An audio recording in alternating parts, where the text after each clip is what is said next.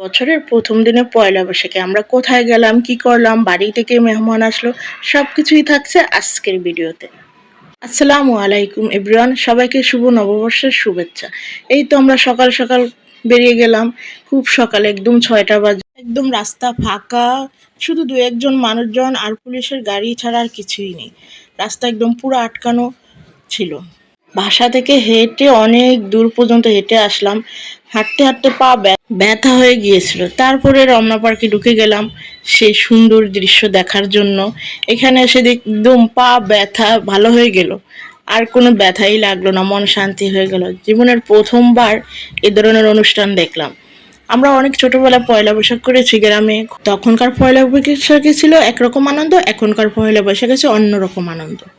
গ্রামের পয়লা বৈশাখে সাধারণত মাটির হাঁড়ি পাতিল অনেক ধরনের খেলনা নিয়ে বসে থাকে, আমরা সেগুলি কিনতাম।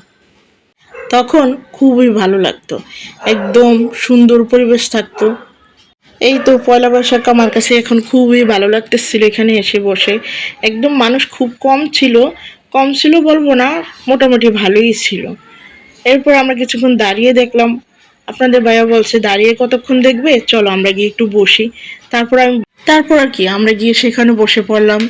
দুইজন জামাই বউ, আমাদের দুই ছেলেকে রেখে গেছি, যেহেতু ওরা সকালবেলা ঘুম থেকে উঠতে চায় না আর হাঁটাহাঁটি করতে হবে, এর জন্য ওদেরকে নিয়েও নেই।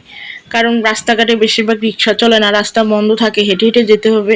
আমি তো অনেক দূর হাঁটতে হাঁটতে পা একদম ব্যথা হয়ে গেছে। হাঁটতেছি আর ভাবতেছি কেন যে বের হলাম, না বের হলেই ভালো হতো। কিন্তু এখানে এসে দেখি না, আমার আশাটা সার্থক হয়েছে। খুবই ভালো লাগতেছিল, জীবনের প্রথমবার যখন দেখলাম এরকম ধরনের পয়লা বৈশাখ। আগে আমরা ছোটোবেলায় টিভিতে দেখতাম যে ছায়ানটে বর্ষবরণ হচ্ছে, কিন্তু আজ আমি প্রথম সরাসরি দেখলাম। তারপর আমরা 1 ঘন্টার পর্যন্ত এখানে গান শুনেছি, শুনে তারপরে বের হয়ে পড়লাম। বের হয়ে দেখলাম যে না, অনেক ধরনের মানুষই আসতেছে, কেউ শাড়ি পরে যার যার মতো করে আসতেছে। তারপর আমরা জামাই বউ মিলে যে লেকের ধারে আসলাম, কেউ আবার হলুদ শাড়িও পরছে। দেখেন, এখনকার পয়লা বৈশাখ আর আগের মতো নেই। আগে তো শুধু লাল আর সাদা, এখন সবাই অন্যরকম ভাবে পোশাক পরে। এরপর আমরা অনেকক্ষণ হাঁটাহাঁটি করে ঘুরে ঘুরে দেখলাম। তারপর আর আমরা বেশিক্ষণ থাকিনি, যেহেতু দুজনকে ঘরে রেখে গেছি, ওরা ছোট মানুষ। আর সকালবেলা আমাদের বাসায় মেহমানও আসার কথা। মেহমান আসবে দূর থেকে, ওরা আসলে রমনা পার্কের দিক দিয়ে ঘুরতে আসবে, যেহেতু আমাদের বাসা কাছে, তাই সকালের নাস্তাটা আমাদের বাসায় খাবে। এর জন্য আমি দ্রুতই চলে আসলাম। এরপর আসার সময় আবার একটু ঢুকলাম, দেখি ভালোই লাগতেছে, আসতে ইচ্ছে করতেছে না। কি করব, বাসায় যেহেতু মেহমান আসবে তাই তো আসতে হবেই। আর আমার ছেলেরও স্কুলের প্রোগ্রাম ছিল সকাল 8টা থেকে দুপুর 2টা পর্যন্ত, তার জন্য বেশিরভাগ চলে আসছে। তো বাসায় এসে আমি রান্নাবান্না শুরু করে দিয়েছি। আমার রান্নায় ছিল আজকে খিচুড়ি রান্না করা, যেহেতু আমার মেহমান আসবে, ওনারা বলছে খিচুড়ি খাবে। সবাই যখন পান্তা ভাত খায়, পান্তা ভাতও ছিল, কিন্তু আমি সেগুলো কিছুই ভিডিও করতে পারিনি।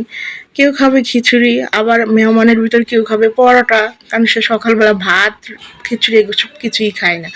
এরপর আমি কি করব, তো ইলিশ মাছ তো লাগবেই, বাঙালির রান্না খাবার। এরপর আমি ইলিশ মাছ ভেজে নিতেছি। আমার কাছে খুবই ভালো লাগতেছিল। আজকে অনেক বছর ধরে আমরা পয়লা বৈশাখ উদযাপন করতেই পারি না, বাঙালির একটা অনুষ্ঠান। তারপর মাছগুলো ভেজে একদম রেখে দিচ্ছি। আর গরুর মাংসটা আমি রাতেই রান্না করে ফেলেছি, একদম কমপ্লিট করে রাখছি, যাতে সকালে তাড়াহুড়া করার না লাগে। যেহেতু গরুর মাংস হইতেও একটু টাইম লাগে, এর জন্য আমি রাতেই রান্নাটা করে রেখেছি। এরপর মেহমান আসলেও মেহমানকে খাবার দিচ্ছি। আমি অবশ্য আলু ভর্তা, ডাল ভর্তা অনেক কিছুই করেছি, সেগুলো আর ভিডিও নিতে পারিনি, কারণ মেহমানের সাথে কথা বলবো, সময় দিব না, ভিডিও করব, ভিডিও করার তো আর অভ্যস্ত নাই, এর জন্য। এরপর চলে গেলাম ছেলের স্কুলের অনুষ্ঠানে। আজকে এ পর্যন্তই। আমার ভিডিওটি কেমন লাগলো প্লিজ জানাবেন। সবাইকে আল্লাহ হাফেজ, আসসালামু আলাইকুম।